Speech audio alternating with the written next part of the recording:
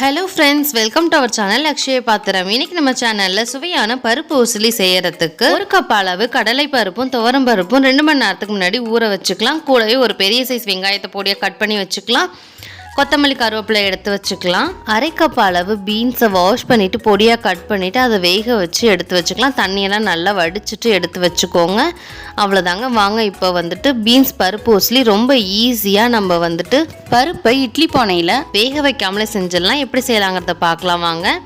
நம்ம இந்த பருப்பு கூட 2 காஞ்ச மிளகாய், அரை ஸ்பூன் அளவு ஜீரகம் எல்லாத்தையும் சேர்த்து மிக்சர் ஜாரில் நல்லா திக்காக அரைச்சி எடுத்துக்கோங்க. இந்த மாதிரி கொரப்பாக தண்ணி விடாமல் கெட்டியாக அரைச்சி எடுத்து தனியாக ஒரு பவுலில் மாற்றி வச்சுக்கலாம். இப்போ அடுப்பில் ஒரு கடாய் வச்சுட்டு 2லேருந்து 3 ஸ்பூன் அளவு குக்கிங் ஆயில் ஆட் பண்ணிக்கோங்க. கூடவே அரை ஸ்பூன் அளவு கடுகு, 1/4 ஸ்பூன் அளவு உளுத்தம்பருப்பை ஆட் பண்ணிவிட்டு நம்ம பொடியாக கட் பண்ணி வச்சுருக்கிற வெங்காயம் கருவேப்பிலையை ஆட் பண்ணிடலாம்.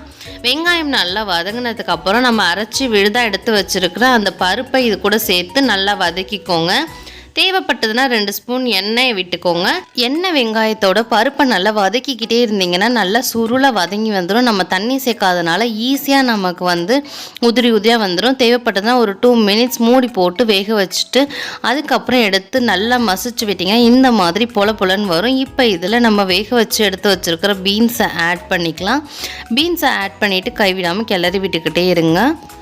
தண்ணிலாம் நல்லா சுண்டி இந்த மாதிரி பொலன்னு உதிரியாக வரும்போது ஃபைனலாக உசிலிக்கு தேவையான சால்ட்டை ஆட் பண்ணிக்கலாம்.